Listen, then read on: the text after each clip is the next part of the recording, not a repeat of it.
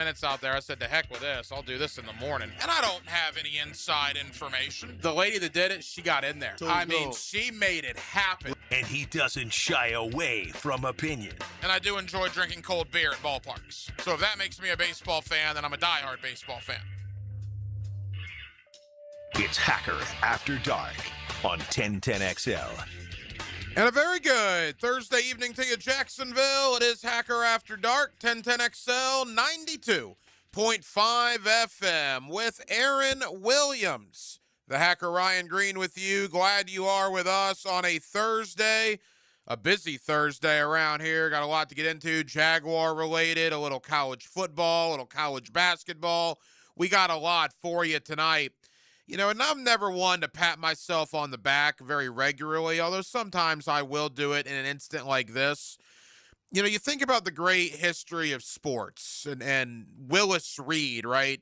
Coming out, hobbling at the Garden in the playoffs to lead the Knicks to victory. You think about Jack Youngblood, the former Gator that played on a broken leg with the LA Rams in the National Football League. You think of former Jaguar Byron Leftwich when he was at college at Marshall, being carried down the field by his linemen to be able to finish that game and lead Marshall to victory. I think I'm probably going to enter that realm tonight because I got to tell you, ladies and gentlemen, I have the sniffles. I have nasal congestion. I can barely breathe through my nose. But there comes a time in life where you just simply have to tough it out. You got to separate the men from the boys, all right? And I looked at myself in the mirror about 30 minutes ago as I couldn't breathe through my nose. And again, just the nasal congestion has really stuffed me up. And I'm just like, you know what? It's my time. I'm going to go there. I'm going to put on a quality performance tonight on Hacker After Dark. I'm going to tough it out. I'm going to channel my inner Jack Youngblood from back in the day. A broken leg didn't stop him. Nasal congestion will not stop me. So I'm with you for the next 2 hours. I'm happy to be here. And more importantly, I'm happy you're deciding to spend part of your Thursday evening with us here on Hacker After Dark. We will talk a little Liam Cohen tonight. We will talk a little Jaguar free agency tonight. We will also mark your time down, mark the calendar down, January the 29th. All right, that is today's date. January 29th, I'm going to have my first guest on to talk about the NFL draft. It's time. Senior Bowl is on Saturday. We are less than 3.5 weeks away from the NFL Scouting Combine in Indianapolis. It is time to talk draft. I'll probably bring you 1 or 2 draft guys a week from now up until the draft there in the it's actually early this year. I think it's April 23rd, 24th, and 25th. So about a week earlier than it normally is. But nevertheless, we will bring you draft guys a lot here on Hacker After Dark. And a guy I've had on for years is John Vogel. You can follow him on Twitter at DraftVogel. When your Twitter handle is draft and then your last name, that's what you do. He is a draft guy. He's been so for many, many years.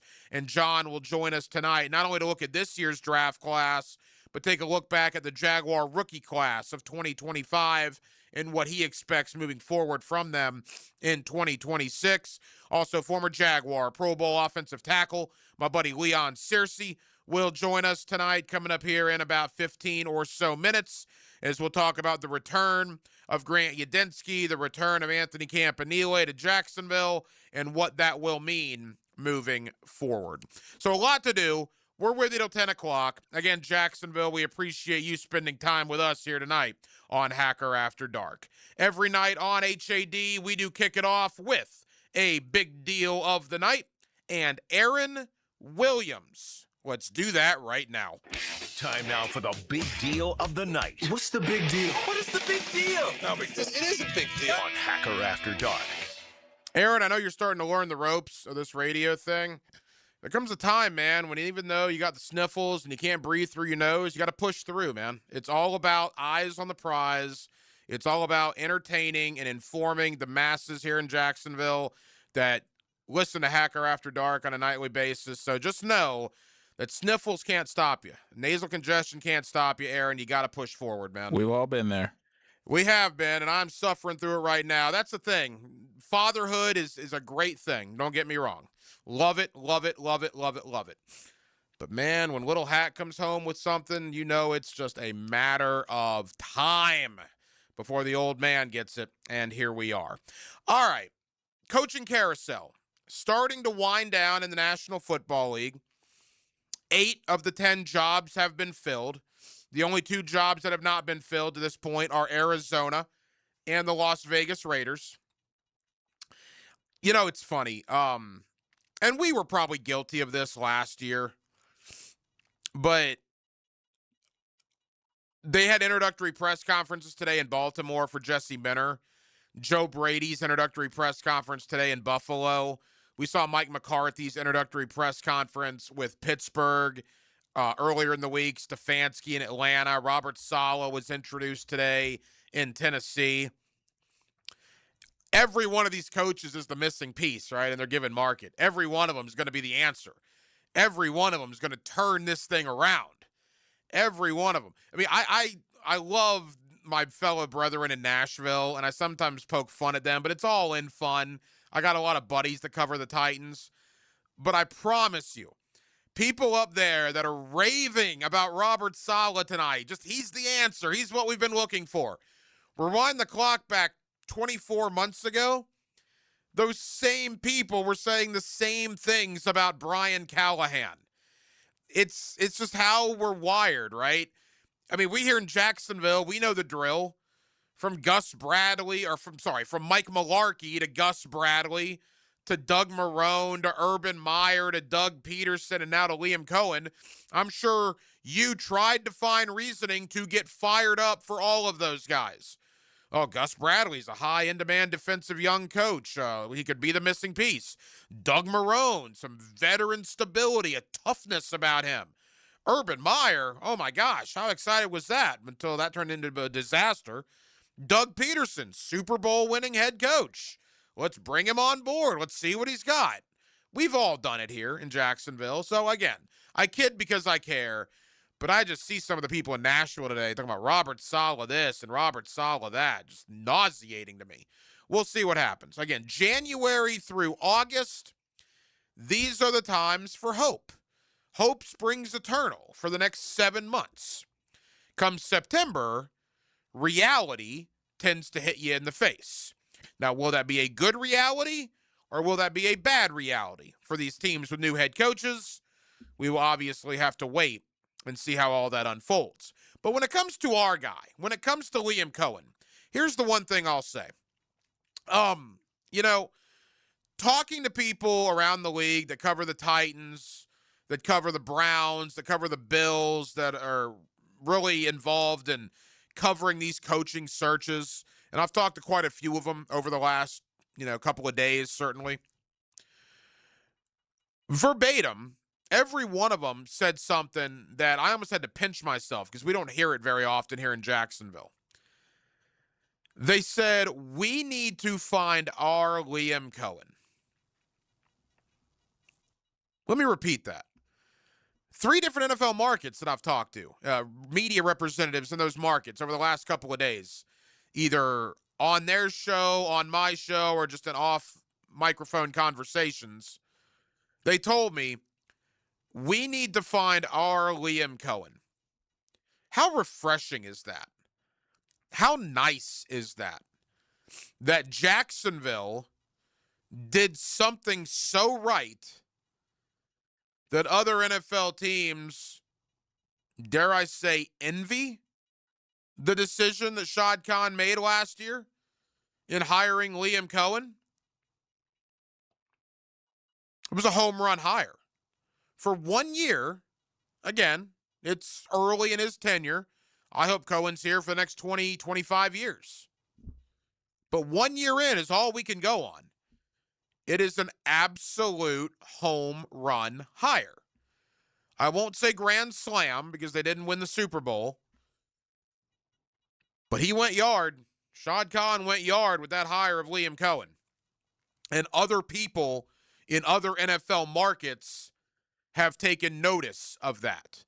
That's why they want their team that they cover to hire their version of Liam Cohen. And I just thought it was unbelievably refreshing because how many times has Jacksonville been the brunt of jokes? How many times has Jacksonville been the laughing stock of other teams and other fan bases and other media around the league? Well, the vibe I've gotten this week when it comes to the head coach here, no longer a laughing stock, man. People admire, respect what Liam Cohen did in year one. And that's why, again, I was told many times that whatever teams, fan base that I was talking to, Cleveland, Buffalo, Tennessee among them, they want to find their Liam Cohen, which is something I wanted to share with you tonight because it's not very often Jacksonville gets patted on the back for doing something correctly. Obviously, hiring Liam Cohen was the correct thing to do last season. And, we're going to talk a lot about this. I heard Baloo talking about this earlier. Maybe tomorrow into next week. Keep in mind, we're less than 6 weeks away. The NFL negotiating period where deals can be agreed to is March 9th. They can be officially signed March 11th. So let me do my Wolfson math here. Today's January 29th. So 3, if you count today. 31. We're 40 days away. We're basically 40 days away from the negotiating period starting, and we're 6 weeks away from pen meeting paper. The teams can sign these free agents. So decisions need to be made about Devin Lloyd and Travis Etienne and Greg Newsome and Monteric Brown and Dewey Wingard and go on down the line. Tim Patrick, DeJuan Smoot, Dennis Gardeck, right? But no matter what happens with those free agents, and we'd like to bring some of them back. I don't think you're going to be able to bring all of them back. I'd be pretty surprised if you were able to bring both Devin Lloyd and Travis Etienne back. I don't think that's going to be financially feasible. Regardless of what happens in free agency, you may lose some guys. You may bring in your opinion, some second or third tier free agents. Whatever happens when the dust settles, put your trust in Liam Cohen, right? Hasn't he earned that after last year? With all the injury problems on the offensive line, losing Travis Hunter, playing without Brian Thomas Jr., playing without Trayvon Walker, missing Jordan Lewis for the last 3-4 games of the year, right? Despite all those injuries, the Jaguars kept winning games. And why did they do that? Because of Liam Cohen and the coaching staff, which includes Grant Udinski, who's coming back, and Anthony Campanile, who's coming back. So my point in all that is this. Free agency is not going to be wonderful for the Jaguars this year. They're probably going to lose some guys you don't want them to lose. I don't expect them to be overly active because keep in mind, they have 11 draft picks. You never even saw Caleb Ransaw. You get Travis Hunter back after only 7 games. You never saw Jalen McLeod, the 6th rounder. Wyatt Mila missed a majority of the year due to injury. That's 15.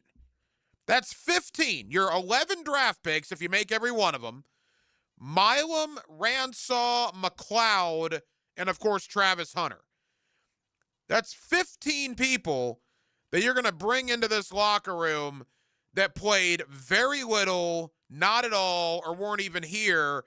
And that's before you even get to the in-house free agents or the veteran free agents on the outside. There will be a little bit of a youth movement here in Jacksonville. And we'll go over this in the coming weeks. Again, we got 40 days till NFL free agency begins. But just know that there are going to be some ups and downs. You're going to lose if you lose Devin Lloyd, if you lose ETN. Yeah, that's going to suck, right? But you probably need to start preparing yourself for it. But also just know if Liam Cohen is who we believe he is, shouldn't matter.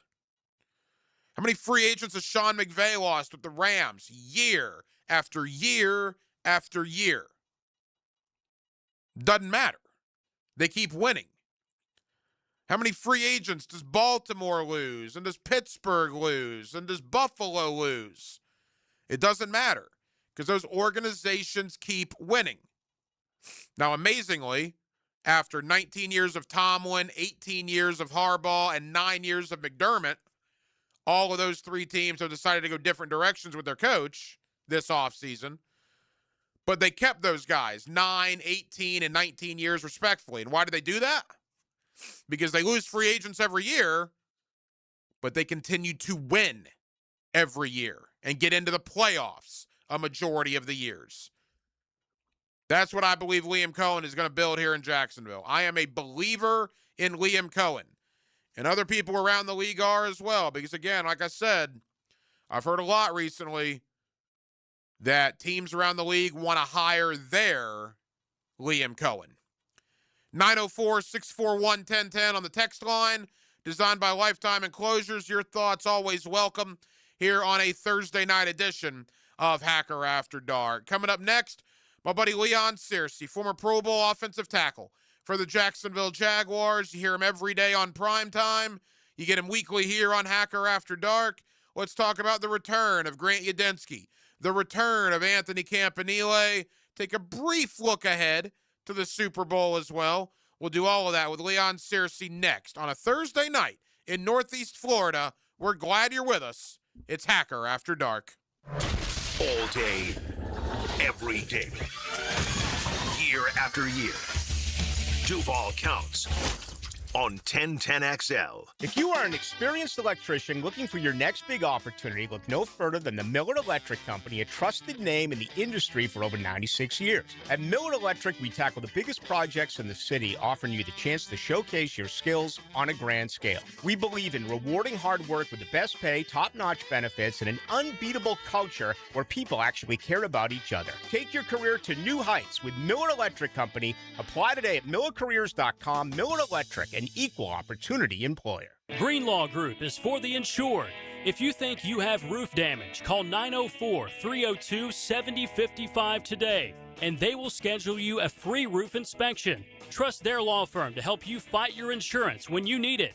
These storms can cause damage you may not even see yet. Call Greenlaw Group 302-7055.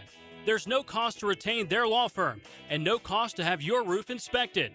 They only get paid if you win. Greenlaw Group, for the insured. This date in sports history is brought to you by Southeast Orthopedic Specialists. On January 29, 2000, Karl Malone became the third player in NBA history to score 30,000 career points, following a 35-point performance against Minnesota.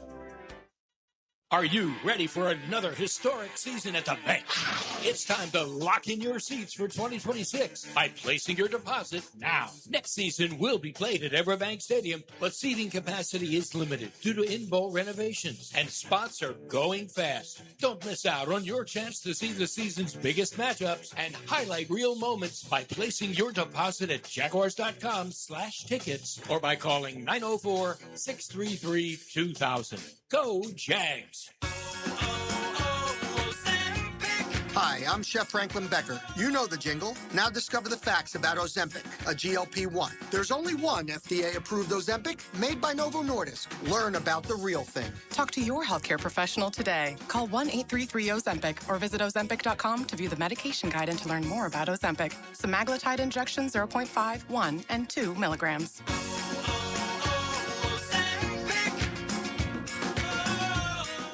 What Baltimore Orioles player received a 22-minute standing ovation? For over 20 years, Southern Oak Insurance has given Floridians a better alternative to their current homeowners policy. See what you can get with Southern Oak. Log on to southernoak.com. Our family protecting yours. Southern Oak Insurance. Cal Ripken holds the record of playing 2,632 consecutive games. On his final game, the Oriole great received a 22-minute standing ovation. Southern Oak Insurance, our family protecting yours. New year, new lifetime dreams. Let's build them together. Jeff Breyer here with the Lifetime family of companies, your local backyard and indoor home improvement specialists. That's right, Dad. Lifetime Enclosures, Lifetime Flooring, and Lifetime Windows. Glass and screen enclosures, outdoor kitchens, pergolas, replacement windows, all to enhance your home's livability and value. And a huge flooring showroom with thousands of the latest tile, LVP, hardwood, and carpet selections to help you fall in love with your home again. Come experience the Lifetime difference. Call or visit one of our showrooms today for our limited lifetime offers. Happy New Year, sports fans. Hicken here, and let's keep the skincare talk going while we ring in the new year. You know it's winter, a little cold outside. that sun is still shining, so let's always be reminded to take care of our skin. Beaches Dermatology now has a new location open in Fernandina. So if you live just a little north of Duval, you can now see the pros at Beaches Dermatology without having to make the drive to Jack's. Go online to beachesdermatology.com to book your skincare appointment today. That's beachesdermatology.com. I'm with Retro Cycles at Jacksonville, and the fall part of the year just offers so much fun, especially when you're out and about. Tell everybody what's happening with Triumph right now. They have got a lot of new models on the road, from Scrambler 400s. They've got the legendary Rocket motorcycle. Lots of really cool bikes to choose from. And the price point and all the tricks that come with the Triumph bike, they're all there. They're all there. Entry level to the greatest of the great. We've got them. Look for them online, cyclesofjacksonville.com. Check out their Facebook page or that showroom on Atlantic near Regency. 1010XL, presented by Farah and Farah, exclusive injury law firm of the Jacksonville Jaguars. Focused, fueled, fearless, Farah. Here's another call on the 1010XL hotline, driven by Key Buick GMC, home of the lifetime powertrain warranty. Back here on 1010XL and 92.5 FM in the city of Jacksonville. We are glad you are with us. The Jaguars got some really good news earlier this week as both offensive coordinator Grant Udinski and defensive coordinator Anthony Campanile will be back in Jacksonville in 2026. Both guys went through numerous head coaching interviews, yet both guys will return here to Jacksonville. We'll certainly spend some time on that. What is the deal with Bill Belichick not being a first ballot Hall of Famer? That's absolutely unbelievable. And oh, by the way, we also have a Super Bowl matchup in less than a week and a half. Let's talk about all of it with my buddy Leon Searcy, former Pro Bowl offensive tackle for the Jacksonville Jaguars. You hear him every day on XL Primetime, and we also get him weekly right here on Hacker After Dark. Leon, how you doing, bud? What up, bro? All right, man, you and I haven't spoke since the return of both Udinski and Campanile. I want to ask you about them individually in a moment, but a mile-high view, Leon, what does it mean to this Jaguar football team moving forward that both of these coordinators are returning? Well, heck, I don't know if you ever played pickup basketball, but, you know, when you got a good team rolling, you say, let's run it back. Mm-hmm. And that's what's happening. I mean, we've got good coordinators. But you can tell by the swing, you go from a 4-13 team to a 13-14. That's not only X's and O's, but that's also guys' coaching ability. You just think about both sides of the ball. These two coordinators. Look at the resurrection of the careers that they've helped turned around. I mean, we had question marks on all kind of guys, from ATN to Devin Lloyd. To Antonio Johnson, all those type of guys, you know, within this system, within this coaching realm, has resurrected their careers and are playing outstanding. Let's begin, Leon, with Grant Udinski. Obviously, he appeared to be a finalist for the Cleveland job. He was also, from what I was told, very much in play in Buffalo. And the interesting thing there is I went on in Cleveland and Buffalo to talk about Udinski. And a lot of people up there did not know a lot about him at the beginning of this process. But as you learn more about Grant Udinski and you do a little bit of research, you come to find out the more people like him and the more people in Cleveland and Buffalo that wanted him to be the head coach ultimately. Thankfully, Jacksonville gets him back for another year. But, Leon, I believe that if the Jaguars are anything close in 2026 to what they were in 2025, it's probably a one-year rental. Udinski's going to be a head coach in this league sooner rather than later. Yeah, more than likely, absolutely, more than likely. I don't know how much of the play calling that was done by him during the season, but I'm sure that he was instrumental in gathering all the information as far as formations and route trees and defenses and all this other kind of stuff. You also got to remember this too, Hack. When you go 4-13 to 13-4, teams that suck want information. All right, they want to bring you in and say, hey, what the hell is going on down there? How were y'all able to turn it around in 1 year to go from 4-13 to 13-4? So those teams like the Browns, those teams that struggle, who've been historically struggling, they want information. And if they can get information through an interview on what you're doing different from what they're doing, I mean, why not bring them in for an interview? I'm not saying that he's not worthy. But I'm saying a lot of organizations want to know how did you turn it around? What were your concepts? What were your theories? What did you do different that we're not doing? And also, as far as Udinski goes and Campanelli, they have agents. Okay, so I mean, they're going to leverage themselves by taking these interviews as well if they want to bump and pay and that kind of sort. So it's all strategic. It's all about the business of ball. So I wouldn't be surprised if those two things factored in. Leon Searcy was a Pro Bowl offensive tackle for the Jacksonville Jaguars. You get him every day on XL Primetime.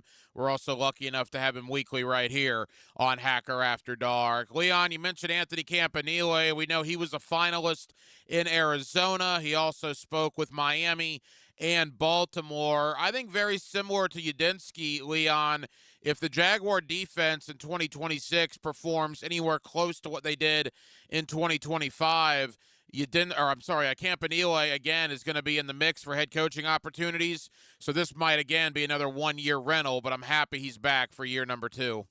Oh, yeah, absolutely. I mean, if anything that transpired for this team that was, in my opinion, miraculous compared to how terrible we were last year. You're talking about a defense that ranked like 28th. We're talking about the bottom of the barrel in all kind of statistic categories to where they were top 10 in defenses and a lot of statistic areas, especially turnovers. I mean, we had over 30 turnovers last year in 2025 compared to 9 a year ago. Man, that just lets you know that one of his philosophies is to be an opportunistic defense. Get after the ball, attack the ball at its highest angle, strip fumbles, rip at the ball, punch at the ball. And that's a philosophy that's taught in those meeting rooms, in the practice field, because we saw it in training camp. We saw what we call live hands during training camp. Now we've been led astray in years past about the live hands, but this was the real deal this year. I mean, this defense was on fire as far as turnovers go. Now, there are other issues that need to be addressed, and they'll probably be addressed in the offseason or in free agency, in the draft. But Campanile, I mean, there was a lot of ball games that they kept us in defensive-wise because of the way they played sound defense and they got after it as far as the ball goes. Leon, I want to branch out from the Jaguars in a moment. Final thought on them and the coordinators returning. Obviously, after coming off a 13-4 campaign, there's going to be a lot of expectations on Jacksonville, and there'll be a lot of expectations on Liam Cohen going into year number 2. And the fact that he does not have to replace his coordinators, I mean, to me, that's a weight off his shoulders heading into 2026, correct? Oh, yeah, absolutely. Because they're familiar with one another, and you don't have to go through the process of interviewing other guys and making sure other guys fit your culture or what you're doing moving forward. So yeah, that and the fact that this team knows that an opportunity was wasted. I mean, 13-4 wasn't good enough. As crazy as that sounds right now, it just wasn't. And I'm sure that they watched the AFC Championship game and said to themselves, we could have beat either of those teams. They already beat the Broncos. And, you could have beat the Patriots easily. So it's a wasted opportunity. 13-4 wasn't enough. So I know they're going to be motivated collectively as a coaching staff, saying to themselves, we've got to make the most of this opportunity or this window that we have and get this team to a freaking Super Bowl. Couple of more with Leon Searcy. Leon, I want to get to the Super Bowl in a moment, but the big story in the last couple of days around the NFL revolves around the Pro Football Hall of Fame and the fact that a 6-time Super Bowl championship coach, a man that has more playoff victories than any coach in the history of the league in Bill Belichick, is not a first ballot Hall of Famer. I've seen numerous players, numerous front office people, numerous media members that have covered the league for years just absolutely roast the Hall of Fame voting committee for the decision. At least 11 of them decided not to vote Belichick in on the first ballot You were an 11-year NFL player. You were a former Pro Bowler. What was your thought when you saw that? It's a disgrace. It's a black eye to the NFL and a New England team that made the Super Bowl that Bill Belichick is not in. It's a black eye, absolutely. They should be ashamed of themselves. And I want names. See, we can't, because if I'm not mistaken, these are writers that put these guys in, right? A majority of them are. I think there's a couple of former players, but yeah. Reason why writers shouldn't have any ability at all whatsoever in making the decisions like this. You put it in the hands of the players will have Bill Belichick in first ballot Hall of Fame, absolutely, no questions asked. So I want names. I mean, if you can not put in the greatest coach in NFL history, if you cannot put him in the Hall of Fame, then who said he can't go? I want it. You can't. I want the script of whoever said because it's foolishness. And most of these writers that didn't put him in and said he couldn't go in, they got their own biases towards Belichick. It has to be. Now, I mean, listen. When it came to the media, I mean, he was a still frame photo because he never gave you much as far as information goes. But that's just who he is. It has nothing to do with what he did on the field. He's one of the most celebrated, if not the most celebrated coach in NFL history. And I'm talking about Lombardi. I'm talking about Shula. I'm talking about Walsh. I'm talking about Gibbs. I mean, I'm talking about all these all-time greats, Andy Reeds. I mean, he Bill Parcells of the world. He's the greatest. He's the GOAT. And for him to not go in first ballot is shameful. I can't put it any other way. It's shameful. It's a disgrace. They should be, and I'm pulling out a bulletin that I'm petitioning. I want names. If those 11 guys that put them in, I want names and I want why. What do you say to the notion that maybe he's being punished for Spygate and Deflategate? I mean, that's ridiculous. I mean, okay, they happen, but then you've got players who go in and they get in spite of maybe their personal activities that had nothing to do with on the field football. So I mean, who don't have vices?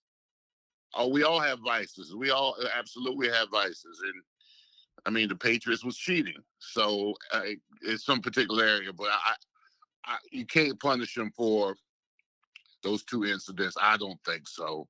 I think his overall resume speaks for itself. And if you got a couple of bumps in the road while you've had this immaculate career, I can live with it.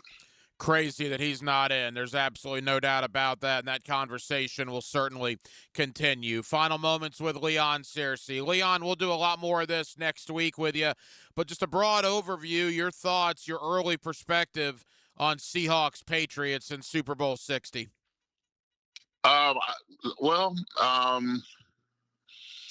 I'm kind of rooting for Sam Darnold. Okay. I mean, you're talking about a guy who was a first-round pick. The Jets ruined him, absolutely ruined him. He hit rock bottom, bounced from team to team to team. Had a Vikings team last year, 14-3, got bounced out in the division round. For whatever reason, they didn't want to re-sign him to a long-term deal because they had they had McCarthy. They had a young quarterback that they wanted to groom and play. Goes to Seattle. Has another 4-13 season now in the Super Bowl. I like his resilience. I like the fact that he never gave up on himself.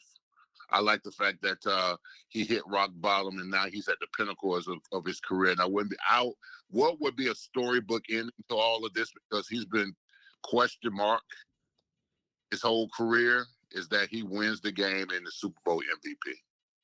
It is a crazy comeback. I mean, like you said, he was left out to pasture by a lot of NFL people, considered to be a bust after he left New York. Remember the whole ghost thing?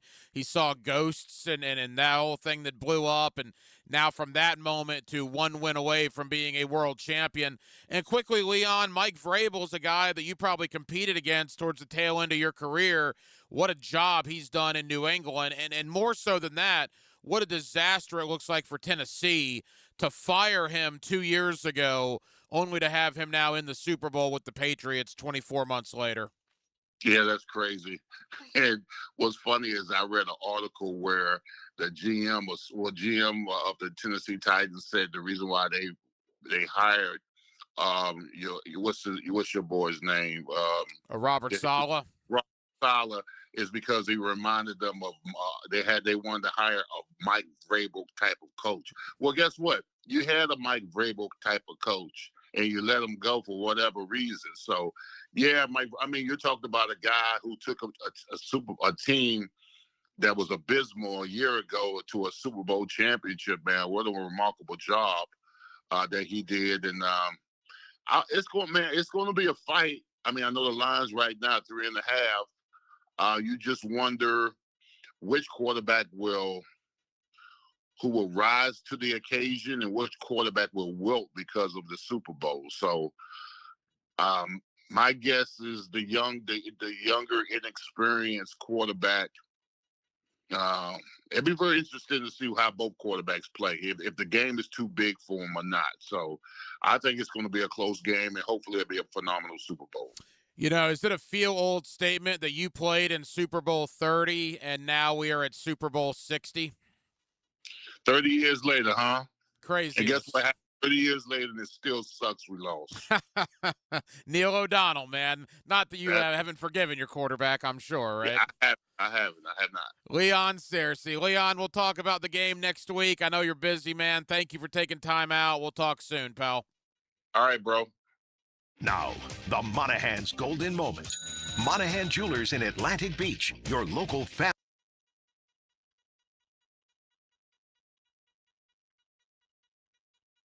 Now, the Monahan's Golden Moment.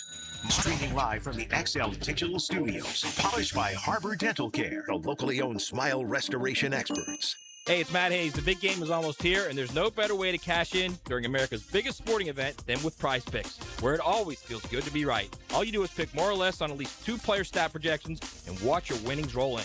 It's just that simple. Now Prize Picks has early payouts. If your lineup is off to a hot start, you have the option to cash out before the game even finishes. At Prize Picks, how you play, it's up to you. Download the Prize Picks app today, use promo code 1010XL, and get $50 in lineups instantly when you play $5 in lineups. Prize Picks, good to be right.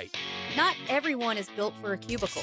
At Local 234, apprentices get paid to learn hands-on skills like plumbing, pipe fitting, HVAC, the stuff Jacksonville runs on. No endless lectures, no massive student debt, just hands-on training, real jobs, and real pay. This is how you level up, by doing work that actually matters. Check them out at UA234.com. Proud partner of the Jacksonville Jaguars. Local 234. Make the right connection. Blue here for the Blue Crab House, located right off of San Jose. It's on Jewington Creek Road. They've been around since 1996. Indoor-outdoor dining. Also, takeout is available at the Blue Crab House. Open 4:30 to 9, Tuesday through Saturday. Sunday, noon until 9. Remember, Tuesday, $2 margaritas. Wednesday, $1 oyster night. How about the blue crabs? How about my personal favorite, the Canadian snow crabs? Whatever it is that you fancy, you get it right there. The Blue Crab House. You lost your swing. We got to go find it. It's your Saturday morning swing adjustment. Grip it and rip it. Get the golf tips and talk to take your game to the next level. The Edwin Watts Golf Hour. Saturday mornings at 10 on 1010XL. Looking for a great way to give back and enjoy some friendly competition? Join us for Operation New Uniforms Veterans Cup on Friday, April 10th. This competitive clay shoot tournament is a fun afternoon on the range, followed by awards, a reception, You're on and time to 1010XL connect with and others who 92.5 care about FM. supporting veterans. Your participation helps Operation New Uniform empower veterans, transitioning service members, and military spouses as they move into meaningful careers. Put your teams together and join us on April 10th. Register today at onuvets.org. That's onuvets.org.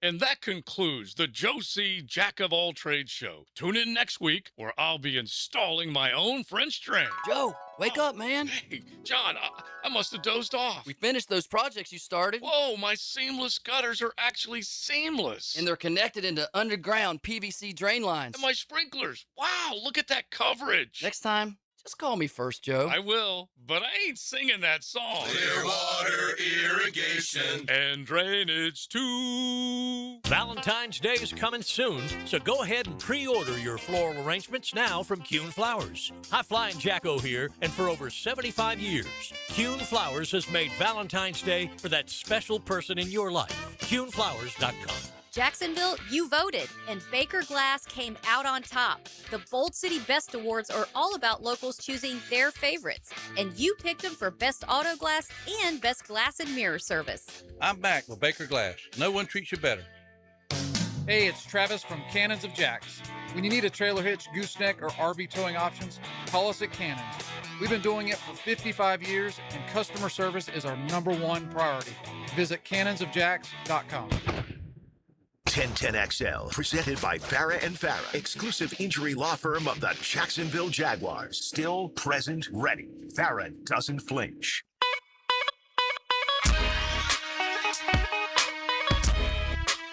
Hacker After Dark on 1010XL. Yes, it is. Till 10 o'clock. 1010XL, 92.5 FM. Thank you to my buddy Leon Searcy for joining us tonight here on Hacker After Dark. A little bit of news out of the National Football League. Remember the name Ian Cunningham? Does that name ring a bell to Jaguar fans out there? Well, if you'll remember, Ian Cunningham was thought to be very much in the mix this time last year for the general manager spot here in Jacksonville. He was the assistant GM in Chicago. I believe he was one of the guys that got a second interview here, and there was a thought that Cunningham was definitely in the mix to be the GM before it ultimately obviously went to James Gladstone. Well, Ian Cunningham tonight is officially the brand new general manager of the Atlanta Falcons, as Atlanta brings him in to pair with Kevin Stefanski. I also thought it was interesting that I saw this earlier. If you remember the candidate list for the Jaguars last year, the candidate list was obviously Ben Johnson, Liam Cohen. Remember they talked Robert Saleh. They talked about Aaron Glenn. Right? They talked about all these different guys. Joe Brady, right, was one of them as well. The candidate list that Jacksonville had last year, all of those guys are now head coaches. Isn't that wild?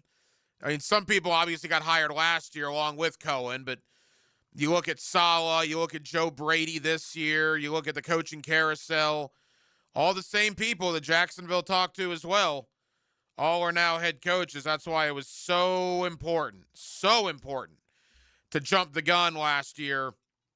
And, I mean, with all due respect, get rid of Doug Peterson and Trent Baalke so that you could bring in guys like Liam Cohen. Because if Liam Cohen would have stayed in Tampa and the 10 jobs that opened this year, Liam Cohen would not be the head coach of the Jacksonville Jaguars. I also love seeing this. Now, you can skew this a little bit, but not much. Not much. Aaron, out of curiosity, I'm going to rattle off some teams here. Out of curiosity, do you know, and by the way, I'm not expecting you to know this. It's kind of a rhetorical question. That's radio shtick. Carolina, San Francisco, Atlanta, Las Vegas, New Orleans, Seattle, Minnesota, Tennessee, Detroit, Washington, Tampa Bay, Arizona, Philly, and Chicago. Those 14 teams. Some good teams in the mix there, right? San Francisco is among those 14. Seattle is among those 14. Detroit, Philadelphia as well.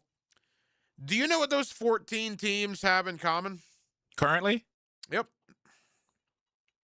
No. I didn't expect you to. Let me tell you. Funny you should ask. Let me tell you. All 14 of them had lower home attendance figures than the Jacksonville Jaguars. Now, how would anybody know that? You Fox Sports did it. You simply take attendance figures from each home game for all in the NFL teams, and you add them together. For an example, number one was Dallas. Well, no kidding. They have the biggest stadium. 743,934. And they're number one by 56,000 people. Denver, number two at 687,500. Kansas City, 3, 661, 146. The Jacksonville Jaguars, and I don't know if this counts London, because technically London is a home game. It should. Probably should, right? But I don't know that. 580,003, which ranks higher than 14 teams. Now, I've been told forever by people outside the city, not by the good folks here in Jacksonville, of course, but people outside the city, Jaguars have no fans. Jaguars have terrible fan support.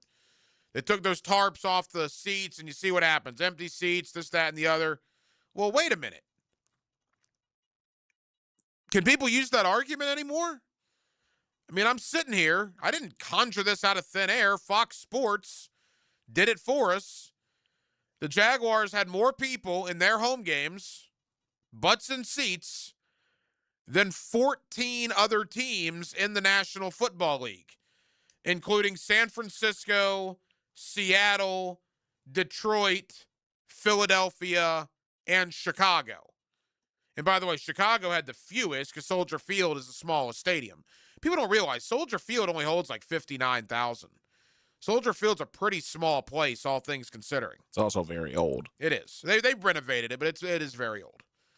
But yeah, so puff your chest out a little bit moving forward, Jaguar fans, because in your home stadiums this year, you had more people there than 14 teams in the National Football League.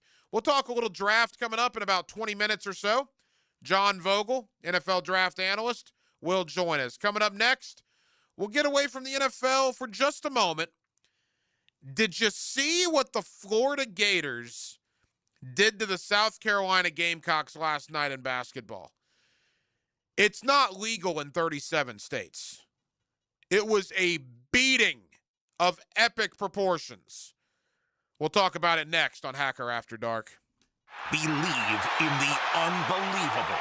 Unbelievable! 1010XL. I can't believe it! I can't believe it! We're hearing is believing. Unbelievable! Is your backyard ready for the big leagues? Pick it here for Surfside Pools. Serving Northeast Florida since 1977, they have the home field advantage. Family owned and operated, offering weekly pool service, equipment repairs, commercial maintenance, remodels, and new pool construction. Let Surfside Pools make your backyard dreams a reality.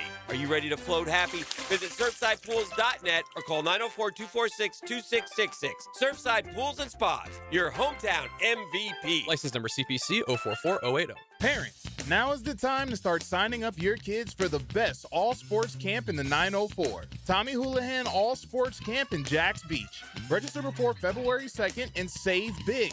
All-sports camps kids K through 6 all day. Extended hours also available. Kids can also register for the Beaches Basketball League, ages 3 years old through 5th grade. Keep your kids active this summer with Tommy Houlihan sports and basketball programs. Online at TommyHoulihanBasketball.com.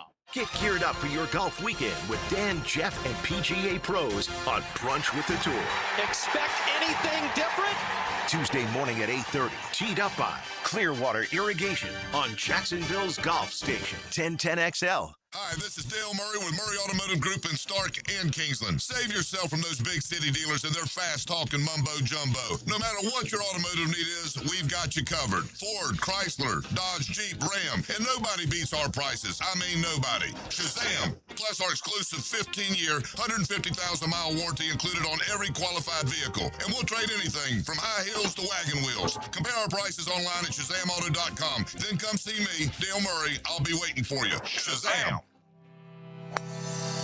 The best value for golf in Jacksonville remains Cimarron, totally reestablished with new tee boxes, improved fairways and greens, also a brand new restaurant with indoor and outdoor settings, and live music. Join the Wild One loyalty program online at Cimarron Golf. When's the last time you played Cimarron? Cimarron Golf Club on 210, the Wild One.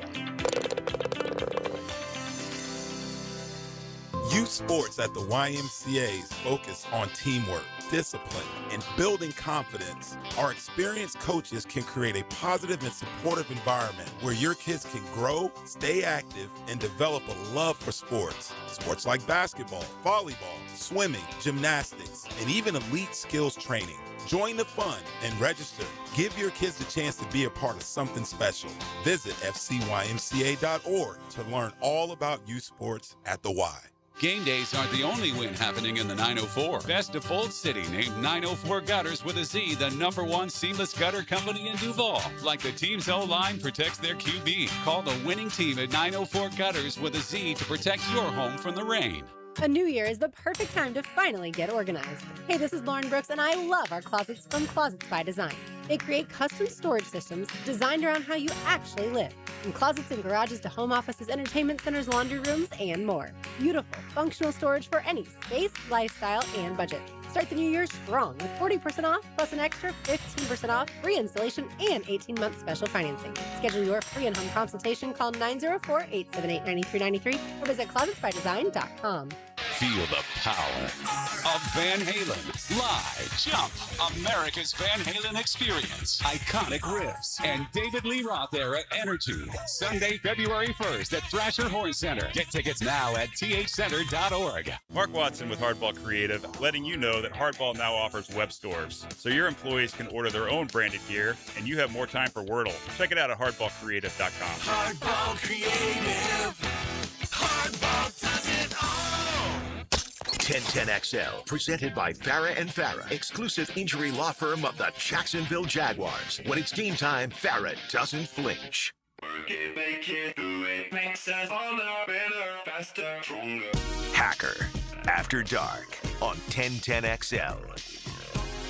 Yes, it is. Till 10 o'clock. Glad you're with us. Mark the calendar. January the 29th, this evening.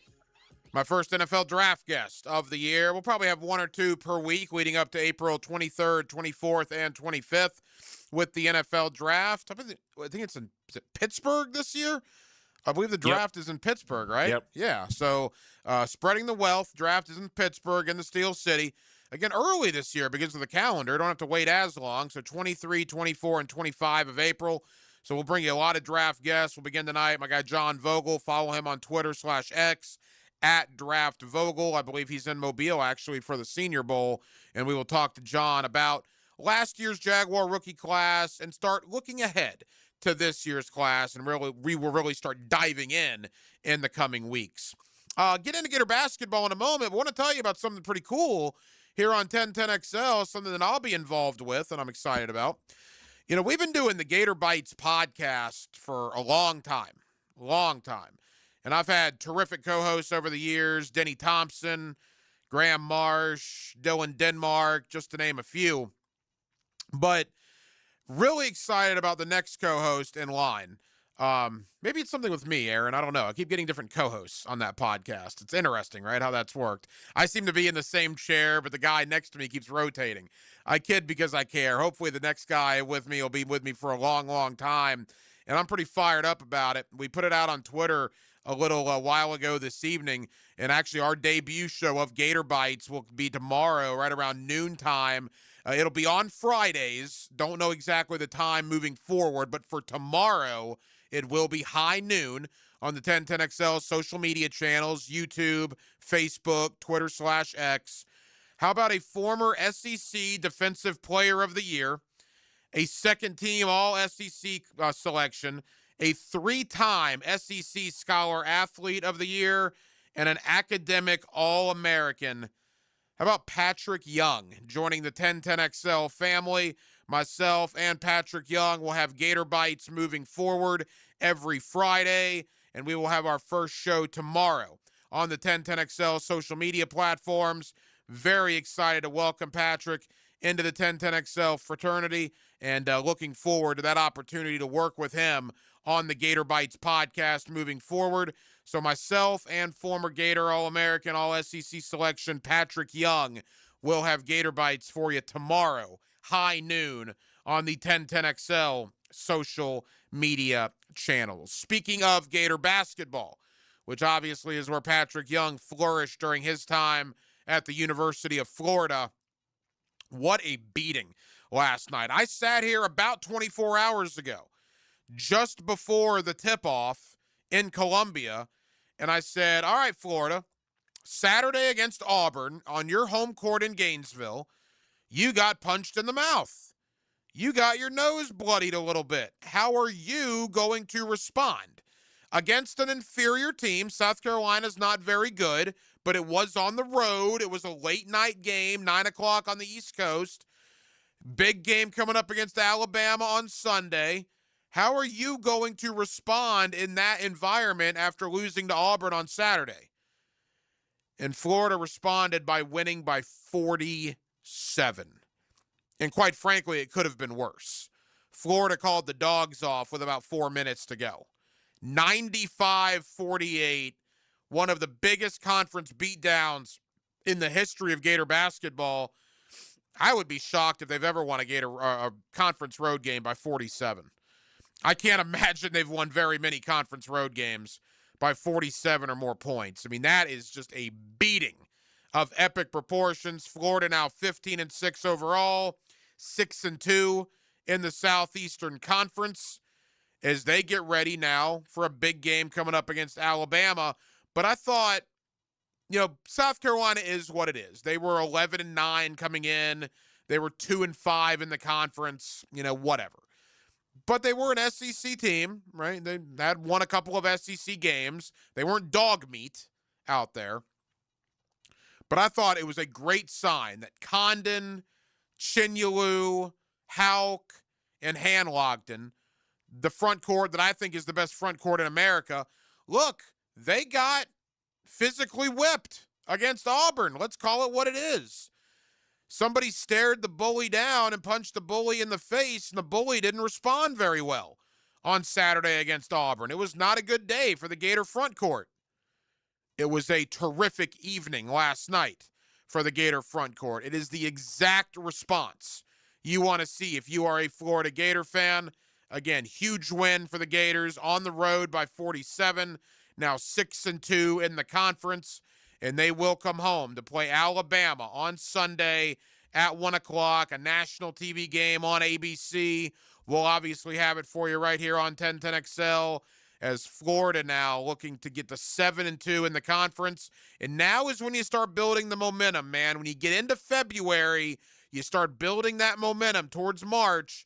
And as we've sat here and talked about for a while, and I'll continue to hammer this point home, if you're a Gator fan, don't be worried about a number 1 or number 2 seeds. That's probably not going to happen. Be a top 16 seed. And what I mean by that is be one of the top 4 seeds in any of the regions. Because if you're a top 4 seed, if you're one of the best 16 teams in America, a better chance than not that you're going to Tampa in the first and second round.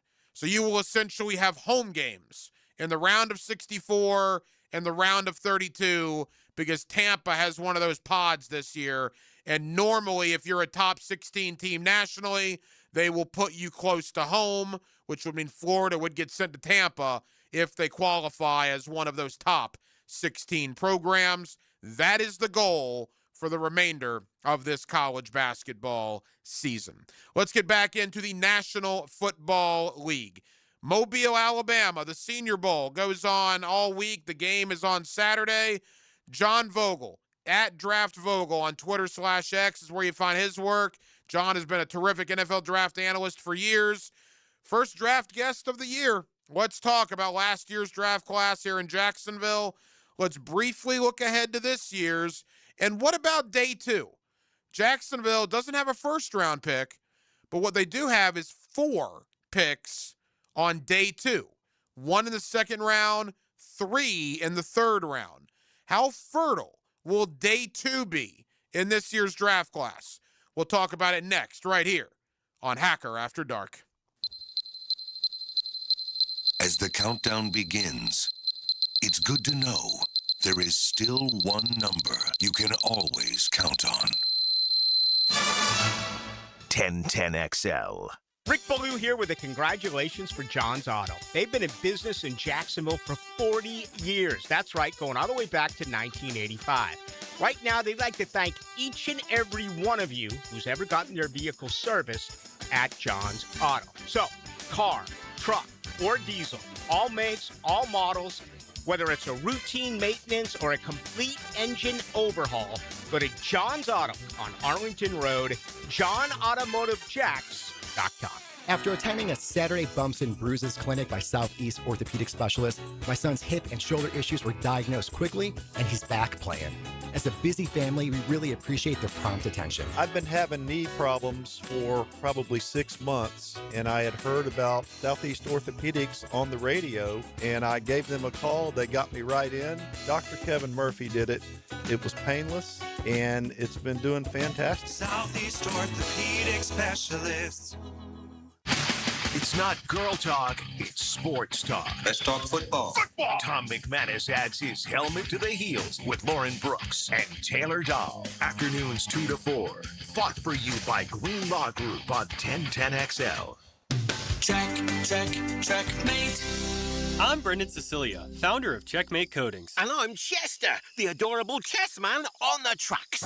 There are two things you should ask yourself about your garage floor. How clean is it now, and how clean would you like it to be? A typical bare concrete floor doesn't just collect dirt, it makes dirt. It is literally made of dirt. As much as you sweep and mop, the dust and grit just never ends. And drips from your car seep into the pores, staining the concrete forever. A Checkmate multi-layer floor resists drips and stains. It comes in your choice of dozens of colors and sweeps up sparkling clean in just seconds. No need to wear shoes in the garage and track dirt back in the house. Gorgeous? Check. Durable? Check. Tidy enough to walk on wearing clean white socks? Checkmate. Transforming your floors, making them great. Checkmate. Visit checkmatecoatings.com. That's checkmatecoatings.com. Rick Ballou for Coy Dental. That's right, Carlson Dental is now Coy Dental. Dr. Lee has been practicing there for 9 years, has purchased the company. The Coy Dental team still has the same great dentists and staff. And remember, if you get nervous visiting a dentist, don't. There's never a problem at Coy Dental with light sedation for cleaning and deep sedation for all your restorative needs. Coy Dental, located in Bartram Park. WJXL AM Jacksonville Beach. WJXL FM Jacksonville Beach. This is Jeff Middlecoff with Cogent Bank. My associate Ryan Salem and I joined Cogent Bank because we wanted to revolutionize the mortgage business, just like Cogent Bank has revolutionized the banking business. So Ryan Salem and I are able to leverage the power and stability of Cogent Bank to go out and find our clients the best investors, the best products, and the best rates in the entire country for your particular mortgage loan. Of course, you don't have to be a customer at Cogent Bank to take advantage of our mortgage services to buy or refinance your home. We offer jumbo loans, VA, FHA, conventional, and investment loans. At Cogent Bank, we offer mortgages nationwide, so we can help you with a second home or help a family member who lives or is moving to another state. Call Ryan Salem or myself, Jeff Middlecoff, at Cogent Bank today, 904-442-9191, to see how we can help you with any of your mortgage loan needs, whatever or wherever they may be. Member FDIC, Equal Housing Lender, Cogent Bank, NMLS ID 402296, Ryan Salem, NMLS ID 1182429, Jeff Middlecoff, NMLS ID 249086. When it comes to glass, you don't want average. You want flawless. Duval Glass and Mirror has transformed homes and businesses across Jacksonville for over 35 years. Frameless showers that wow. Mirrors cut exactly to your style. Fogged or broken glass replaced. Decorative tabletops. Windows replaced or repaired to stand up to Florida storms. All backed by a 100% guarantee. Visit DuvalGlass.com for your free quote. There's only one name for glass and mirror around these parts. It's Duval. 1010XL, presented by Farah and Farah, exclusive injury law firm of the Jacksonville Jaguars. Focus, fueled, fearless, Farah. Here's another call on the 1010XL hotline, driven by Key Buick GMC, home of the lifetime powertrain warranty. Back here on 1010XL and 92.5 FM in the city of Jacksonville. We are glad you are with us. The Super Bowl is set. Seattle and New England. With the Super Bowl being set, all of a sudden now it is Senior Bowl week, if you can believe that, as we will start diving headfirst into the NFL draft. Of course, the Jaguars don't have a first-round pick, but what they do currently have is 11 picks overall, including 4 that will be inside the top 100. And one of our main draft guys for years has been John Vogel. You can find him all over the World Wide Web covering the NFL draft. On social media, you can follow him at Draft Vogel. He's also got a podcast, a Draft Digest as well. And John's always kind enough to join us here on 1010XL. John, it's your time of year, man. How are you? Great, man. Thanks for having me on. Yes, my time of the year, but this is grind time. This is where, we kind of take the accumulation of the season, and now we've got some additional information, some very targeted information coming in, and we start to put our projections together and see what these guys look like. As I said, you can find your work all over the place. You host some podcasts. You got a Draft Digest. You can follow John on social media at Draft Vogel, and we'll certainly promote those here in a moment. John, before we dive head first, man, I haven't spoken to you since the season, obviously. Just your overall thoughts. Liam Cohen's first year, obviously a great turnaround here in Jacksonville. What were your thoughts on what the Jaguars accomplished in 2025? I think you have every reason to come away very impressed with what they've done. I personally didn't have a lot of expectations coming into the year, not playoff expectations. I said, if they win 6-7 games, no, cue there, nothing. That's not what I'm trying to do here. But I got a 6-year-old. I understand, believe me. I caught myself doing it. I'm like, oh no. But I thought if they win 6 games, I thought that would be a good start. I didn't see 13 winning the AFC South and, getting into the playoff with that kind of a winning streak at the end of the year. I didn't see that coming at all. I couldn't have predicted that. And what it kind of did was that it was the accumulation of a lot of different things with, Trevor Lawrence finally playing to the level that we've expected him to. That receiver group has really expanded and grown. They found some people outside of Brian Thomas Jr. Bringing in Jacoby Meyer was a huge help. Parker Washington's really stepped up. And then, when you get into the defensive side, I mean, this is the pass rush that they were attempting to build back in the days of Trent Baalke with, Trayvon Walker and Josh Hines-Allen. And this rotation is able to get after the quarterback. I thought that it all started to come together really well. And Liam Cohen did a great job keeping the team motivated, even through the rough kind of start to the season. I mean, outside of the Kansas City win, it was, compared to how the season finished, it was kind of a rough start. And he kept them navigated on the right trail through that. And very impressive first year. John Vogel here with us, NFL draft analyst. It's interesting. The Jaguar draft class, obviously, we only got 7 games out of Travis Hunter. We never even saw Caleb Ransaw as he was put on IR before the season started. So of the rookies that played, a few made a big impact, but certainly the biggest impact was Bashel Tutin. Look, Wyatt Milam and Jonah Monheim, I think, are going to be guys that will start for this team in the coming years. I think they found a couple of gems on the D-line, and Strigow and B.J. Green as undrafted free agents. I love what Clint Allen brought, certainly with his attitude and his third down pass blocking. Jack Kaiser showed some ability on special teams. Rayon Lane as well. But certainly Bashel Tutin was the guy, John. When you score, 7 touchdowns as a 4th-round rookie, that's certainly a great rookie campaign. No, you're absolutely right. With Tutin, I think, was one of the guys that I really liked, and I think I remember we talked about him fairly extensively before the start of the season. He was one of those guys that was kind of a sleeper all year that just, he had the tape, played really well at Virginia Tech, and you're like, yeah, I mean, this guy's just waiting to kind of go off. I thought Kaiser, has a good chance to be a really good pro too. And while he didn't have the opportunity to play as much, at least on defense, he was pretty darn good on special teams. He popped several points of the year. Overall, when you look at what James Gladstone said going into the draft, our goal basically this offseason is to get better at every position. I think that's exactly what the draft accomplished. And that would be a win year one for James Gladstone as well. You know, you look at the future, and again, we don't know what free agency is going to hold, so our conversation in March may be much different than what it is now.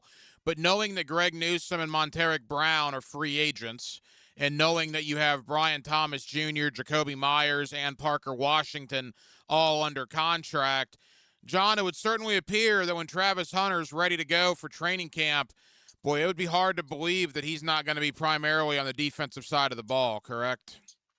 Yeah, I agree. And we didn't want to downplay the whole idea of him, playing both ways at the next level, but I wanted to acknowledge all offseason. It's a very hard thing to do. The wear and tear that it puts on your body in the NFL is completely different than it is in college. And that's just because everybody's bigger, everybody's faster, everybody's more athletic, everybody's more physical in the NFL. You could talk about how Travis Hunter didn't play full seasons doing that, but I think that if he moves over and stays pretty much strictly at the corner position, that helps the defense, that helps him with his adjustment to the league. He's got a lot less that he has to worry and focus about mentally, and he can just focus on being the best corner. And I think that'll help him tremendously to continue to settle in as he gets into his second year in the league. Couple more for NFL draft analyst John Vogel. Quickly, we never saw Caleb Ransall, the Jaguars' third-round pick, as he got hurt during training camp. And he's another one, too. I mean, we'll get to the Jaguar draft stock of picks in 2026, but people were saying, well, they don't have a first-round pick. And that's true, they don't. But again, 7 games out of Travis Hunter, no games out of Caleb Ransall, and you get both of those guys back. And I'm not sure if Ransall would not have started for them at safety if he were healthy. I think getting Ransall back will be huge next season. Agreed 100%. And Andrew Wingard, I know he's been there for a while. He's just not holding up very well. I don't know how else to put that. Every time you kind of put on the tape, and this guy's missing a tackle in space, or he's, taking a bad angle.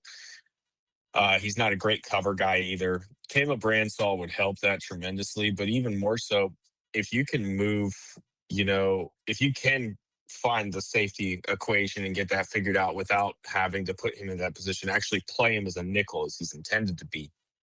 I mean, he's got the potential to be a very special nickel guy in this league. When we talk about nickels, we think of Kyle Hamilton, we think of Jalen Petrie, players like that. Caleb Downs is going to be a huge guy this year. But what do you think? So that's what you kind of think about when you think of nickel. Caleb Ransall has the ability to kind of play up to all of that. He's got better speed than all of those guys. He ran a 4.33 last year and had a 40-inch vertical. So his testing was just simply off the charts. He had a good Senior Bowl week as well when he went down there, which is going on this week now in Mobile.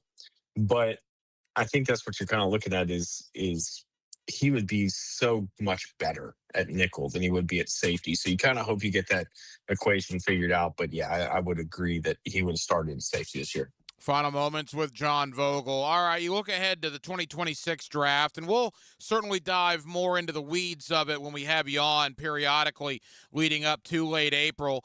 But you look at the Jaguars, right? 11 picks overall. And, John, I thought last year during the draft, one of the more underrated trades was what James Gladstone did with Detroit. Everybody's talking about giving up the first-round pick, and right, that's a big deal.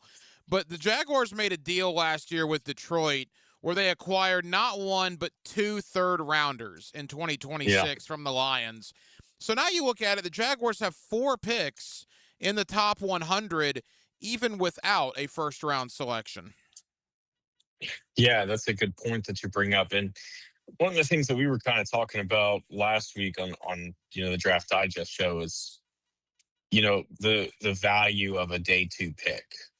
And a lot of people don't realize how valuable those are because, most people that loosely follow college football, they might know some of the names in the first round, but when you start getting into the second and third round, that's where some of these guys aren't immediate contributors, but they're very valuable depth pieces that you have plans to build into starters. If they don't start their first year, then you're looking at them starting year 2, year 3 at the latest. So when you have, 4 of those that you can kind of play with, that doesn't just give you, ammunition to build that depth, but it also gives you ammunition to move around the board as needed.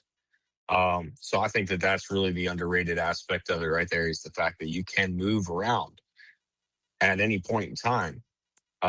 In the second or third rounds, you might even be able to manage to get into the late first if you had to, in a situation where there's a guy that you want to get off the board. So I think those are the most important things there, man, is, the flexibility that it gives you as a general manager, understanding how you're going to attack the draft and acquire the guys that you really want to add. And I think as long as they stay focused on exactly what they did last year, which is we're just going to get better at every position, that's something that's going to continue to build this team and create sustained success. John, as we begin to wrap up, admittedly, I have not taken a deep dive into the draft yet. The season just ended a couple of weeks ago. But in the very few amount of times I've talked draft so far, the vibe I'm getting, and you tell me, this is the world that you live in certainly, is there's probably a good 13 to 15 first-round grades, but maybe not as strong a first round as we've seen in years past. In day 2 and really early day 3 are the spots you want to be in. Would that be accurate? Yeah, I think that's very accurate. This is not a big, top of the chain, draft. There's not a lot of guys that you feel very comfortable taking in the first round. At some point in time, I'm sure we'll get into quarterbacks and stuff, but it's not a great quarterback class either. There's just not a lot of promising positions in this class. Offensive line is pretty weak from top to bottom. The corner class, I think, is relatively weak from top to bottom. It's got a couple guys here and there. And then, so we're not seeing the depth at a lot of these positions that have kind of carried these last few drafts. I think we're starting to finally see the NIL kind of catch up, keep some guys in school that didn't necessarily always go, or stay in school. But I think that's where we're at this point, is we just have to do the best that we can with the talent that's coming. A lot of these guys are going to stay till they're a lot older, and that's just because of the landscape of college football and the way that it's changed. And we're going to do the best that we can with the talent that we have in this class. I want to talk about your podcast. I want to talk about the Draft Digest show. Give me 30 seconds, non-Jaguar related. I'm just curious. How good will Fernando Mendoza be? Oh, man. This is my hot take, Ryan. I think he's probably Kirk Cousins at best in this league. And that's a serviceable starter. That's somebody that, teams have felt okay with building around a franchise around, but not a guy that necessarily is going to go win you the big game. I understand that he did it in college. I understand that Indiana, it was one of the least likely places to do it. But this guy, he's going to have some trouble getting into a locker room because he just comes across as so fake in his personality. And that's not something that meshes well with players, especially at the professional level. But Draft Digest is part of the SICK Network. We do the draft show. We go on a bunch of the other shows as well and talk specific teams. And my co-host, Emily Van Buskirk, she does a great job. She covers the college football and has been doing it for years and years, and does a great job kind of bringing in some of this other stuff that I overlook from more of a media side. I'm much more dialed into other stuff. So I think it's a good yin-yang kind of balance that it brings to the show, and we get a lot of good info out there about the draft. Again, it is draft season, Senior Bowl week going on in Mobile. That means it's John Vogel's time of year. You can follow him on social media at Draft Vogel. John, we're off and running, man. Thank you as always. Let's circle back in a couple of weeks. We'll see how things are at that point. Appreciate you, my friend. Absolutely. I appreciate you, Ryan. Thank you. The games, the practices, the press conferences. The crowd was unbelievable. They were involved the whole game. Home of the Jaguars. 1010XL 92.5 FM. Blue here for the Blue Crab House, located right off of San Jose. It's on Jewington Creek Road. They've been around since 1996. Indoor-outdoor dining. Also, takeout is available at the Blue Crab House. Open 4:30 to 9, Tuesday through Saturday. Sunday, noon until 9. Remember, Tuesday, $2 margaritas. Wednesday, $1 oyster night. How about the blue crabs? How about my personal favorite, the Canadian snow crabs? Whatever it is that you fancy, you get it right there. The Blue Crab House. New year, new lifetime dreams. Let's build them together. Jeff Breyer here with the Lifetime family of companies, your local backyard and indoor home improvement specialists. That's right, Dad. Lifetime enclosures, Lifetime flooring, and Lifetime windows. Glass and screen enclosures, outdoor kitchens, pergolas, replacement windows, all to enhance your home's livability and value. And a huge flooring showroom with thousands of the latest tile, LVP, hardwood, and carpet selections to help you fall in love with your home again. Come experience the Lifetime difference. Call or visit one of our showrooms today for our limited Lifetime offers. Catch the sights and sounds of the great outdoors from anywhere in the city. Go hunting and fishing with Jeff Logan, Captain Kevin Favor, and Captain Kirk Walls on the Nimnit Outdoors Show every Saturday morning from 7 to 10 on 1010XL. It all begins with Speed Weeks, presented by Advent Health, February 11th through 15th. This week, you can win a 4-pack of tickets to the United Rentals 300 and Arca Menard Series doubleheader. Who won the first Daytona 500? Text the driver's last name to 641-1010. Who won the first Daytona 500? Text the answer to 641-1010 for a chance to win a 4-pack of tickets to the United Rentals 300 and Arca Menard Series doubleheader, February 14th. Joe C. here. I tried playing handyman with my sprinklers and French drain, and royally failed. So I called Clearwater Irrigation and Drainage, and John Haney came out personally, just like he'll do for you. You know it. And for a limited time, my good buddy Joe C's coming too. Huh? Ain't that right, Joe? I gotta go to the game. Joe? Go! Clearwater Irrigation. At least do this part. And drainage too. ClearwaterJacks.com. Give a unique gift this Valentine's Day to that special person in your life with a custom-made candle or body care product from Wick, a candle bar. Locations in San Marco and Jax Beach. Here's good advice from your friends here at 1010XL. I'm Frank Frangie. The next time you need to send a gift for a birthday, anniversary, wedding, or just for the fun of it, call the experts at Kuhn Flowers. For over 75 years, Kuhn Flowers does it right. Hey, it's Travis from Cannons of Jax. When you need a trailer hitch, gooseneck, or RV towing options, call us at Cannons. We've been doing it for 55 years, and customer service is our #1 priority. Visit cannonsofjax.com. Are you ready to reclaim your backyard? Serving Northeast Florida since 1977, Surfside Pools is the trusted name for expert pool design. Family owned and operated, they offer pool service, equipment repairs, commercial maintenance, remodels, and new pool construction. Let Surfside Pools transform your backyard into the oasis that you crave. Are you ready to float happy? Visit surfsidepools.net or call 246-2666. Surfside Pools and Spas, where luxury meets leisure. License number CPC 044080. It may be winter in Northeast Florida, but it's one of the most important times to protect your lawn. Prosser here for Jewington Creek Pest Control. Their winterizer strengthens roots and improves cold tolerance. Pre-emergent treatments stop spring weeds before they ever start. What that means is you set the stage for a thicker, greener lawn when spring arrives. Call today to schedule your winter lawn treatment with Jewington Creek Pest Control. Our family serving yours since 1984. Playoff football calls for the grill. The January Rancher Box from Local Fair Jacks is packed with pasture-raised beef, free-range chicken, and pork. All local, all delivered. Stock up for game day at localfairjacks.com. 1010XL, presented by Farah and Farah, exclusive injury law firm of the Jacksonville Jaguars. Still, present, ready. Farah doesn't flinch. Hacker After Dark on 1010XL. Glad you're with us. Hacker After Dark till 10 o'clock. I'm looking at the text line here, designed by Lifetime Enclosures. I knew when John Vogel said that about Fernando Mendoza, I knew people were going to be upset about it. Look, we're going to bring you all sorts of draft opinions coming up here over the next, I guess we're a little under 3 months now till the draft, April 23, 24, and 25. And we're not going to talk a ton about Fernando Mendoza because we're in Jacksonville, Florida. And obviously, A, the Jaguars aren't picking in the first round, the top 5, that goes without saying. And B, the Jaguars have no desire of taking a quarterback. So our Fernando Mendoza conversations aren't going to run very deep here on Hacker After Dark. But when I have a draft guy that comes on like John Vogel, and all opinions are welcome, and I respect all of them. That's why I bring these guys on. They've been doing it for years.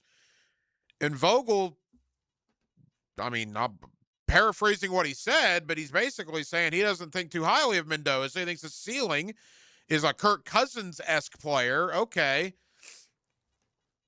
Coming across as non-genuine? I don't know about that. I've never met Fernando Mendoza, but I don't talk to a lot of scouts around the league either. I talk to some.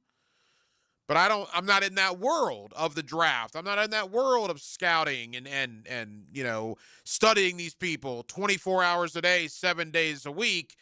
And I wonder, because Vogel put it out there, if that maybe is a conversation with Mendoza. You know, when you see his interviews on TV, he looks like the guy you'd want to be your best friend, right? I mean, he looks like an awesome dude. That's what I think when I see Fernando Mendoza. I mean, what a heck of a guy this is. Will that potentially come across as not genuine from some standpoints in an NFL locker room? I have no idea. But right when Vogel said that, I thought, well, that probably will take off. And sure enough, it did on the text line. So, you know, like I said, all opinions are welcome. I personally think Mendoza is going to be good. Now, the not genuine part, I don't know about. That's John's opinion. Saying his ceiling is Kirk Cousins, now I could see that.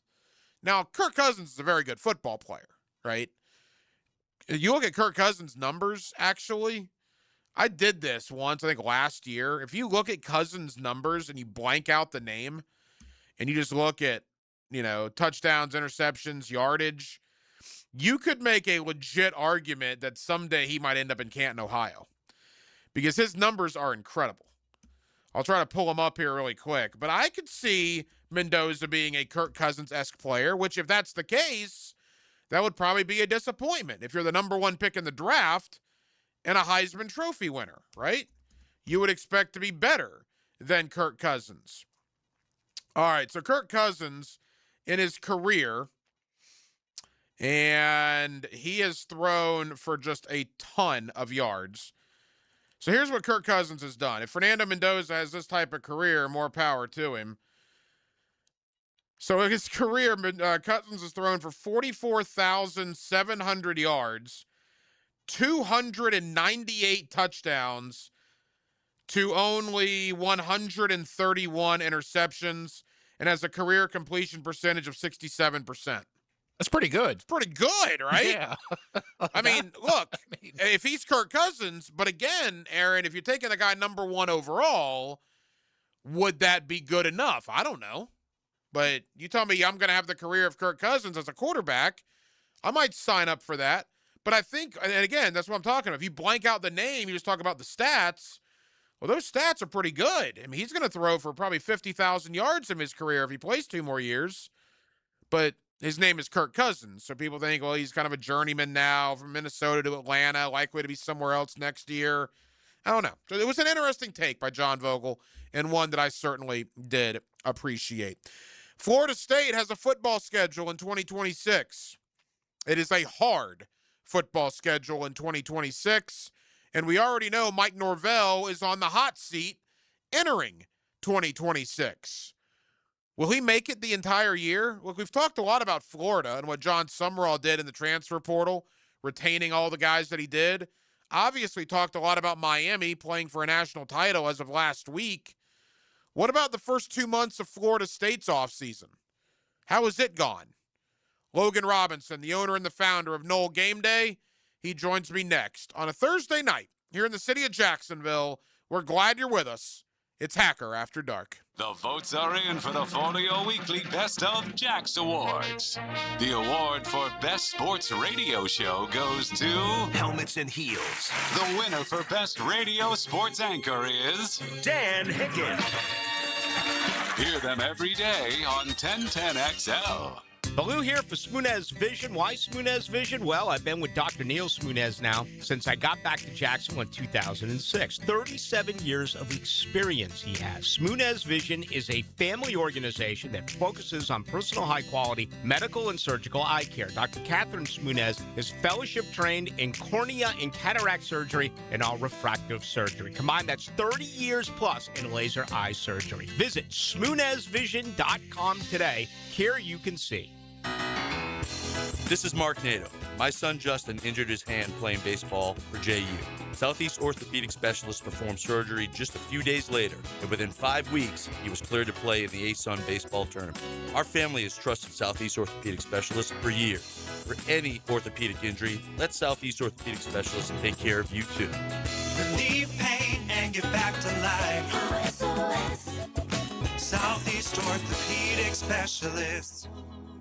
When it comes to glass, you don't want average. You want flawless. Duval Glass and Mirror has transformed homes and businesses across Jacksonville for over 35 years. Frameless showers that wow. Mirrors cut exactly to your style. Fogged or broken glass replaced. Decorative tabletops. Windows replaced or repaired to stand up to Florida storms. All backed by a 100% guarantee. Visit DuvalGlass.com for your free quote. There's only one name for glass and mirror around these parts. It's Duval.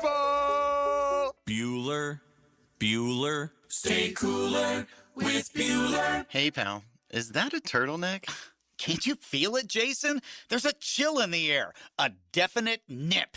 I mean, it is January. In Jacksonville, Jason. I didn't come here for cold. Well, I wouldn't call this. Cold weather gives me the sniffles. Sniffles turns to pneumonia. Suddenly, I'm in a hospital bed with a tube down my throat because Florida didn't get the memo about ignoring winter. So switch over to heat. What if my system can't remember how to heat? Dude, put on these sunglasses. Whoa. Bueller Air & Plumbing can make sure your system is ready to switch from cooling to heat. We'll clean your heating coil to get rid of that burning dust smell and make sure you have the coolant pressure to keep your heat pump pumping out the heat. Huh, I had no idea these sunglasses worked in the winter. Stay cooler with Bueller. Visit BuellerAir.com. This is Dave Barker with IHRS. Are you frustrated with those trendy pills and lotions that claim to make your hair thicker and fuller? Tired of your hair falling out? Our hair restoration solutions have helped over 10,000 men and women restore their hair in as little as 2 office visits. Call 904-777-IHRS. That's 904-777-4477 or go to hairforme.com. Feel the power of Van Halen. Live. Jump. America's Van Halen experience. Iconic riffs. And David Lee Roth era energy. Sunday, February 1st at Thrasher Horn Center. Get tickets now at thcenter.org. Hey, Hickett here. The big game is almost here, and there's no better way to cash in during America's biggest sporting event than Prize Picks, where it always feels good to be right. And since the big game is right around the corner, that also means it's your last chance to get into the football action before next season. So close the season out right with Prize Picks by getting $50 instantly in lineups. Download the Prize Picks app today. Use code 1010XL. $50 in lineups after you play your first $5 lineup. That's code 1010XL to get $50 in lineups after you play your first $5 lineup. Prize Picks. It's good to be right. Next time you head into a Gate convenience store, look for Form Energy drinks, designed to provide energy, hydration, and focus, straight from Dana White and AB, celebrating those who embrace grit, discipline, and resilience in their everyday lives. Check out Form Energy at a Gate convenience store. Frank Frangie here for Coil Fencing. Since 1927, Jacksonville has trusted Coil Fencing to protect what matters. And I trust them too. From tough chain link to your commercial project to sleek aluminum fencing your HOA will love, Coil does it all. Did you know that Coil can also install, service, and maintain those automatic gates that help protect your neighborhood or business? To schedule a complimentary consultation, visit CoilJacks.com. That's COYLE Jacks.com. Coil Fencing, A+ rated with the Better Business Bureau, proud partner of the Jacksonville Jaguars. Get your tickets for the Tom Coughlin J Fund Wine Tasting Gala. Join Super Bowl winning coach Tom Coughlin at VyStar Ballpark Thursday, March 5th and raise a glass to help local families tackling childhood cancer. Enjoy hundreds of wines from around the world and food from top local restaurants. Buy tickets and learn more at tcjfund.org/wine. tcjfund.org/wine. Youth sports at the YMCA's focus on teamwork, discipline, and building confidence. Our experienced coaches can create a positive and supportive environment where your kids can grow, stay active, and develop a love for sports. Sports like basketball, volleyball, swimming, gymnastics, and even elite skills training. Join the fun and register. Give your kids the chance to be a part of something special. Visit fcymca.org to learn all about youth sports at the Y. Get in the zone, AutoZone. Brian's headed to the basketball court, but he's sick of this check engine light. So he goes to AutoZone for the free Fix Finder service, Welcome to AutoZone. What are you working on today? where a friendly AutoZoner reads the light in just a few minutes and gives him a detailed report No big, just a loose gas cap. and gets him to the court with a tight gas cap and tighter defense. The free Fix Finder service at AutoZone. No hassles, just help. Get in the zone, AutoZone. Restrictions apply. 1010XL, presented by Farah and Farah, exclusive injury law firm of the Jacksonville Jaguars. When it's game time, Farah doesn't flinch. Now, the Monahan's golden moment. Monahan Jewelers in Atlantic Beach, your local family jewelers. Back here on 1010XL and 92.5 FM in the city of Jacksonville. We are glad you are with us. We now know the teams and we know when the games will be played for Florida State in 2026 as the ACC released their football schedule earlier this week.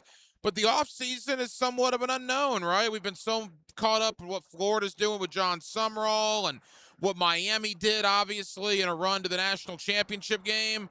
How's the offseason gone for Florida State to this point? With that, one of our guys when it comes to the Noles is Logan Robinson. He is the owner and the founder of Nole Game Day, and Logan's always kind enough to join us here on 1010XL. Logan, how you doing, man?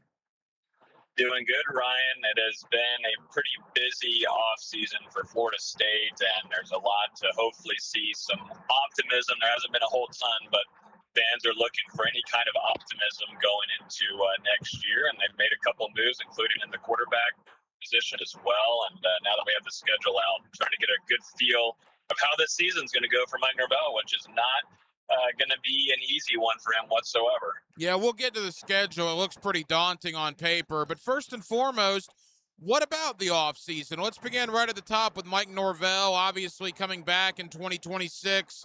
Have Florida State fans made their peace with that, in your opinion?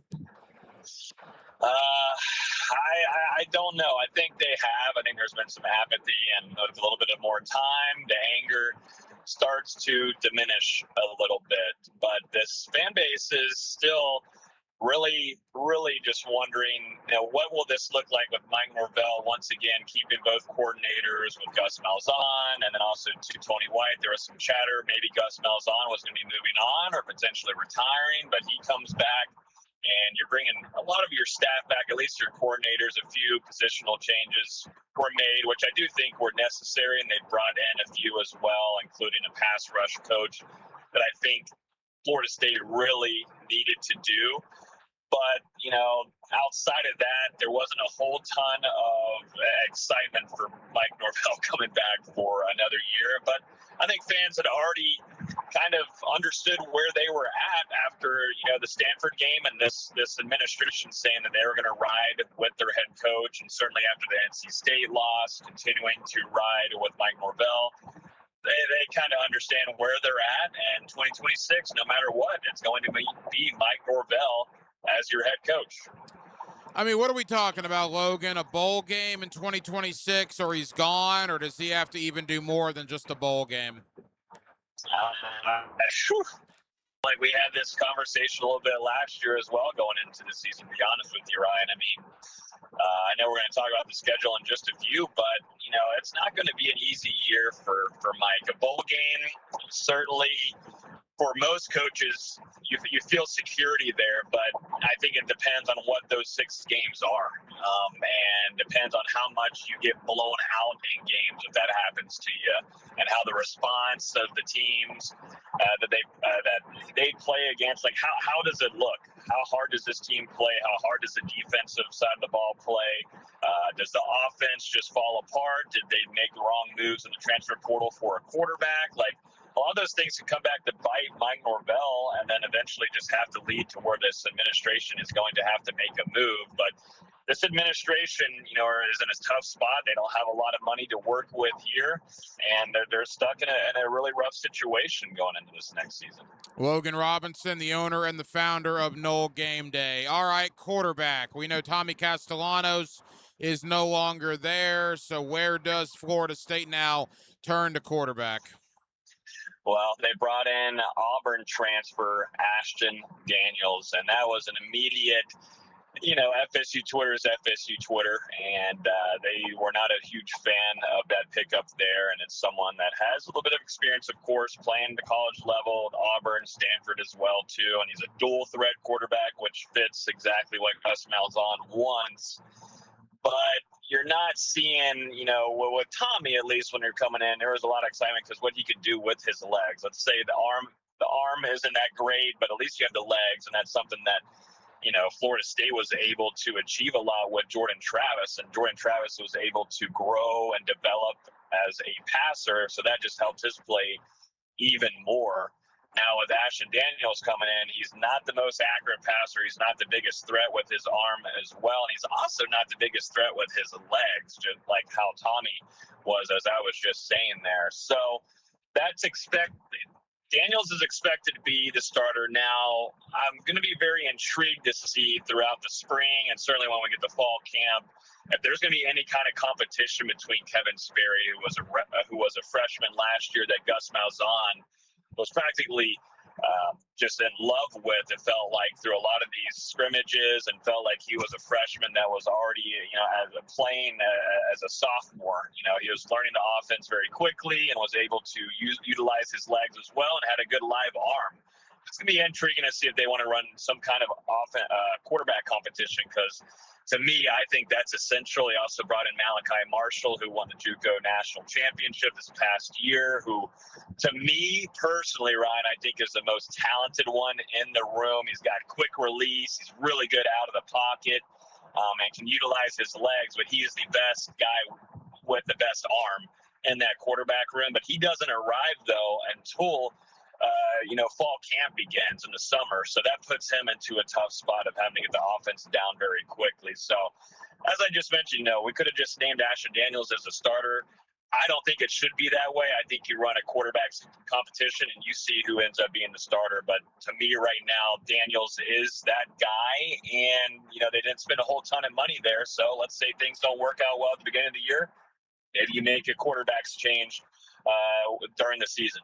Logan, I want to end with the schedule, but Daniels is one of over 20 transfers that were brought in by Mike Norvell out of the portal. In your opinion, anybody else that could make a real impact out of the portal? Well, they brought in a handful of offensive linemen, which I don't think is going to be the same state of talent that they had last year, at least with the experience and, where they played at in the SEC, with Gunnar Hansen as your left tackle, and Micah Pettis as your right tackle. They brought in a handful of guys with Chaplin as your left tackle from Auburn. That's someone that they do feel really strongly in there. They also brought in a running back, which was really intriguing to me. Trey Wisner from Texas, really good running back. And I was wondering about this because I feel like Florida State does have a lot of confidence in Ousmane Kroma, who they put in a lot of their resources, their NIL resources, to take away from Kirby Smart in Georgia the last offseason, and kind of stunned everybody. But they were able to grab him, one of the top running backs and throughout their recruiting cycle. But you still bring in a guy like Trey Wisner, who really could be a potential RB1 for you. And they also have another running back with Samuel Singleton, who did not decide to enter the transfer portal, which I was kind of stunned by. So that means that the staff does feel highly on him, and they feel like they're going to see, they're going to give him a lot of reps coming up this year. So I think Weisner is one that really stands out to me, and they did make some big additions in the linebacker room, specifically with Christian Jones coming in from Southern Miss. He's a guy that had a ton of tackles, can make just go east to west really quickly, north south. He's going to be utilized a ton because they really needed a linebacker through the transfer portal more than anything. So I wouldn't say it's not the most exciting transfer portal haul for Florida State and this cycle as it kind of was in years past. But, there's some pieces that they desperately needed, and they need to I think they should have done a little bit more in the pass rush department, even though they were able to bring back the Nasir twins that were teasing that they were going to leave. Final moments, Logan Robinson of Knoll Game Day. All right, the schedule came out on Monday night, and for ACC standards, Logan, it looks like a bear on paper. SMU, Clemson, Miami, Virginia, Pitt, obviously non-conference games against Alabama and Florida. As we've talked about, this is not going to be an easy haul for Florida State this upcoming year. No, it isn't. Like I was saying earlier, Ryan, this is not going to be easy for Mike. It's going to start off hot. With SMU, that is a team that Lashley has been able to coach very well. It's a disciplined team. It's a defense that gets after it. They're physical.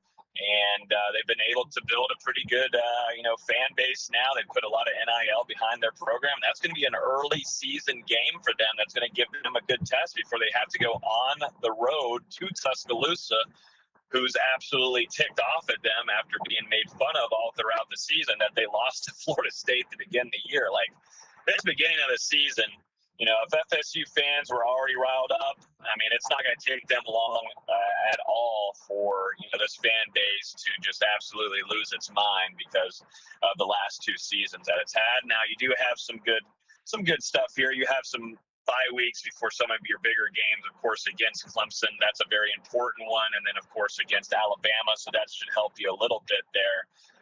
But still, nonetheless, Florida State has some tough ACC opponents, like you said. At Pittsburgh is not going to be an easy game. That's going to be a chilly one later on in the year. You're at Boston College, which Boston College went 2-10 last year. Not saying that they're a massive threat, but you would think that they'd be able to improve. And no, to be honest with you, Ryan, this Florida State team has not won a road game in 2 years.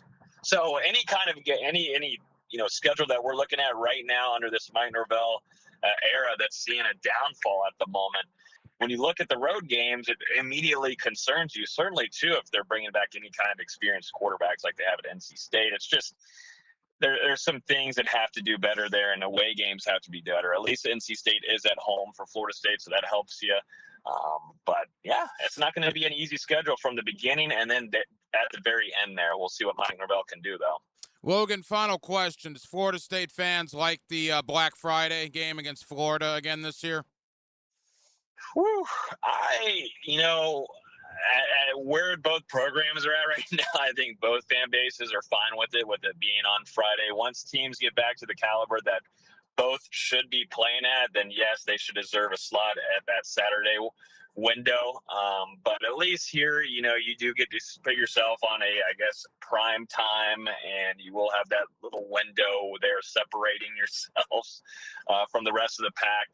Why not? Why not? While both teams are trying to figure out what they're going to do, and who knows by that point, not to sound so Debbie Downer here, but, that could be where, Florida State doesn't even have, they're working with the interim head coach at that point.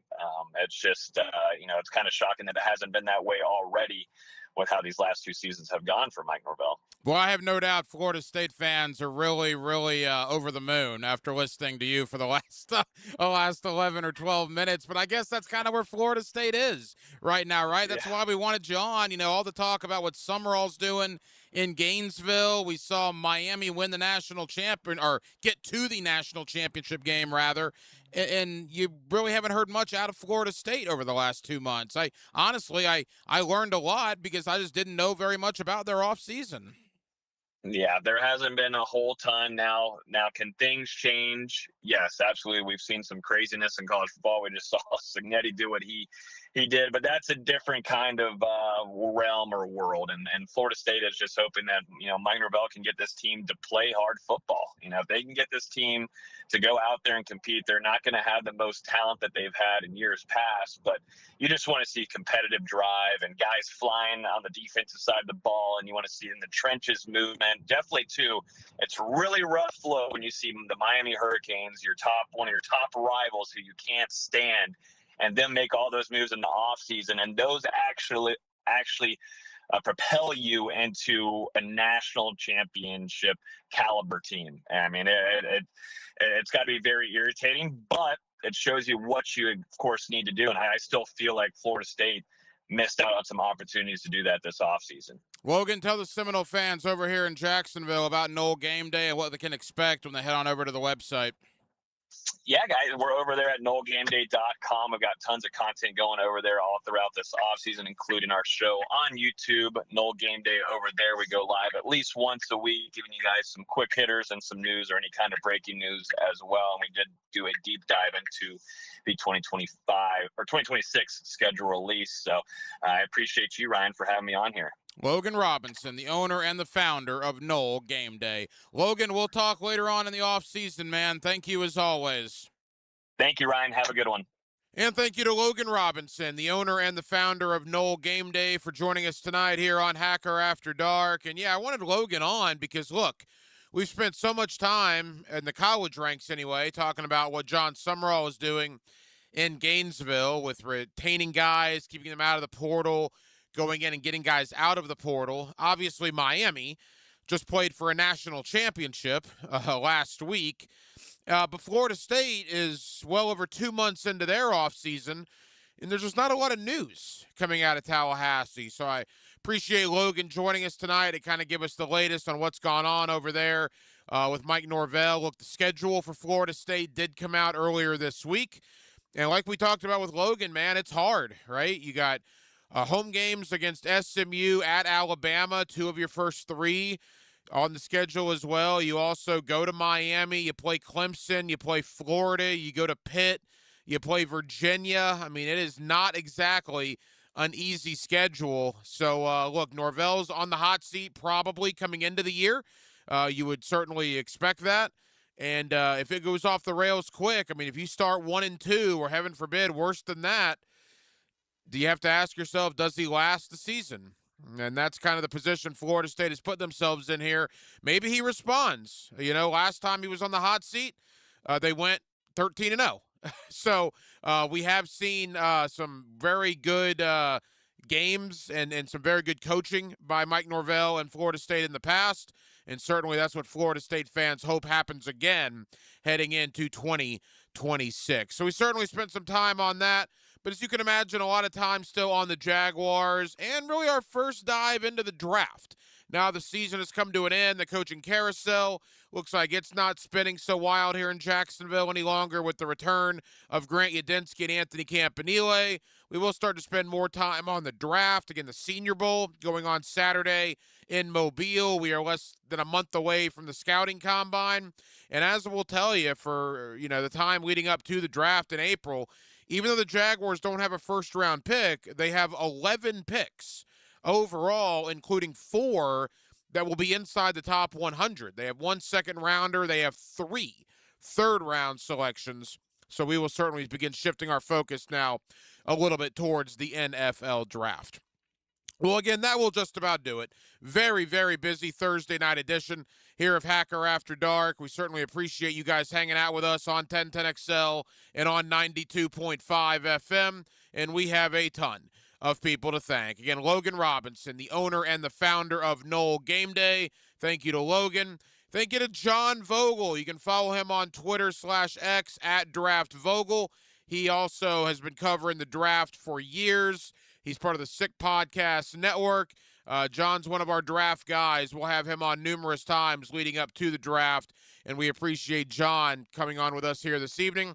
And back in hour number 1, my buddy Leon Searcy, former Pro Bowl offensive tackle for the Jacksonville Jaguars. You hear him every day on Primetime and we get him weekly here on Hacker After Dark as we took a look at Udinski and Campanile coming back to Jacksonville, among a myriad of other topics. Now, we will be back tomorrow night on a Friday to close out the week here on Hacker After Dark, beginning at 8 o'clock, and we do hope that you join us then.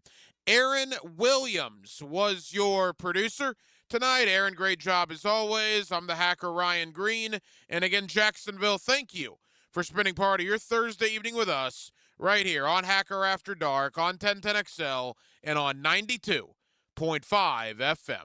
So for all of us here on HAD, have a terrific remainder of your Thursday evening, and we will talk to you again tomorrow night to close out the week on a Friday beginning at 8 o'clock.